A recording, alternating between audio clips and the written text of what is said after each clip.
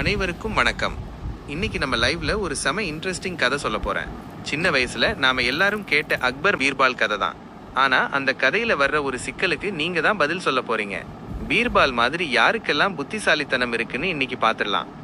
ஒரு முறை அக்பர் சக்கரவர்த்திக்கு ஒரு சந்தேகம் வந்தது. அவர் பீர்பாலை பார்த்து ஒரு கேள்வி கேட்டார். பீர்பால், நம்ம நாட்டுல மொத்தம் எத்தனை காகங்கள், க்ரோஸ் இருக்குன்னு உன்னால சொல்ல முடியுமா? சபையில இருந்த மத்தவங்க எல்லாரும் சிரிச்சாங்க. இது எப்படி சாத்தியம்?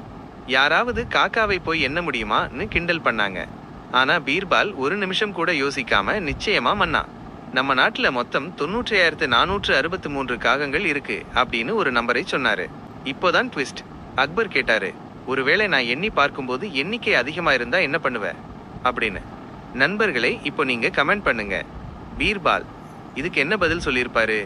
ஒருவேளை எண்ணிக்கை அதிகமாவோ இல்ல கம்மியாவோ இருந்தா அவர் எப்படி தப்பிச்சிருப்பாரு? உங்க பதிலை சொல்லுங்க. அப்புறம் நான் உண்மையான பதிலை சொல்றேன்.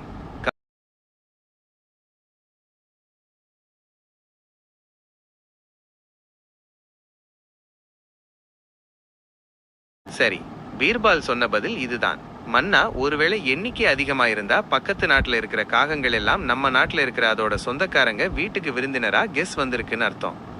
ஒருவேளை எண்ணிக்கை கம்மியா இருந்தா நம்ம நாட்டுல இருக்கிற காகங்கள் எல்லாம் பக்கத்து நாட்டுல இருக்கிற அதோட சொந்தக்காரங்க வீட்டுக்கு சுற்றுலா ட்ரிப் போயிருக்குன்னு அர்த்தம். இதை கேட்ட அக்பர் வாய்விட்டு சிரிச்சு பீர்பாலோட அறிவை பாராட்டி பரிசுகள் வழங்கினாரு. இந்த கதையில இருந்து நாம கத்துக்க வேண்டிய விஷயம் என்னன்னா, சவால்கள் வரும்போது பயப்படாம நம்ம அறிவை பயன்படுத்தி தர்க்க ரீதியா லாஜிக்லி யோசிச்சா எந்த பிரச்சனைக்கும் ஒரு தீர்வு கிடைக்கும்.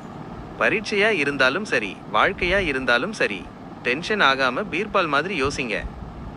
இந்த கதை உங்களுக்கு பிடிச்சிருந்ததா? இதே மாதிரி இன்னும் நிறைய தெனாலிராமன் கதைகள், மரியாதை ராமன் கதைகள் பேசலாமான்னு கமெண்ட்ல சொல்லுங்க. இந்த வீடியோவை உங்க ஃப்ரெண்ட்ஸுக்கு ஷேர் பண்ணுங்க. நாளைக்கு இன்னும் ஒரு சூப்பர் கதையோட சந்திக்கிறேன். நன்றி, வணக்கம்.